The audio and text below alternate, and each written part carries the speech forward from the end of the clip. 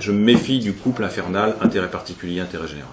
Et l'agencement entre intérêt particulier et intérêt général se trouve monté d'une manière assez remarquable sur le plan de la rigueur et de la cohérence dans du contrat social de Rousseau. Il est question de l'intérêt général. L'intérêt général, ça n'a rien à voir avec un intérêt collectif.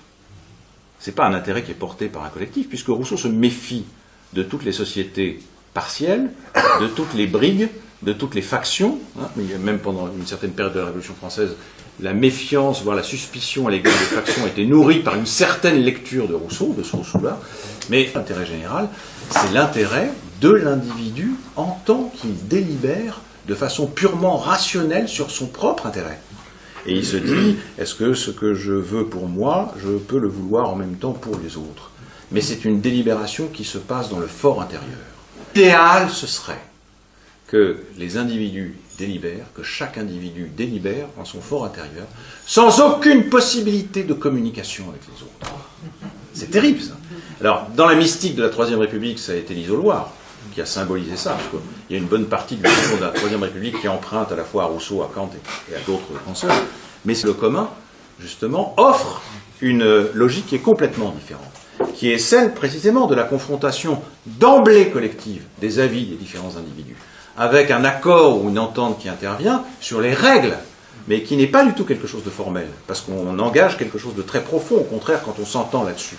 Et donc je ne reprendrai pas à mon compte l'opposition entre intérêt particulier et intérêt général. C'est une opposition qui est trop lourdement grevée par toute une philosophie assez idéaliste.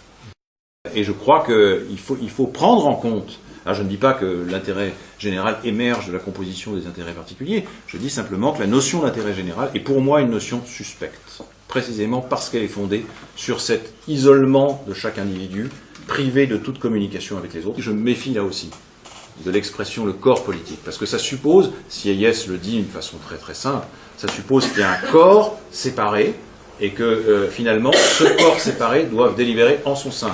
Donc ça renvoie à la transcendance des représentants par rapport aux représentés, etc.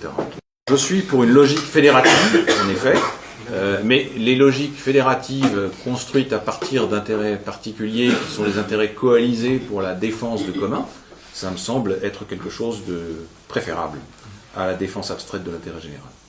Pour encourager ces pratiques collectives d'argumentation, parce que ce sont des pratiques qui sont extrêmement riches. C'est la participation de chacun à la co-délibération. C'est ça qui me paraît le gage de la démocratie. C'est pas le fait d'être appelé à voter très souvent. On serait appelé à voter tous les 6 mois, encore une fois, ou tous les 4 mois, que ça ne changerait rien sur le fond. Est-ce que les individus participent à la délibération et à la prise de décision?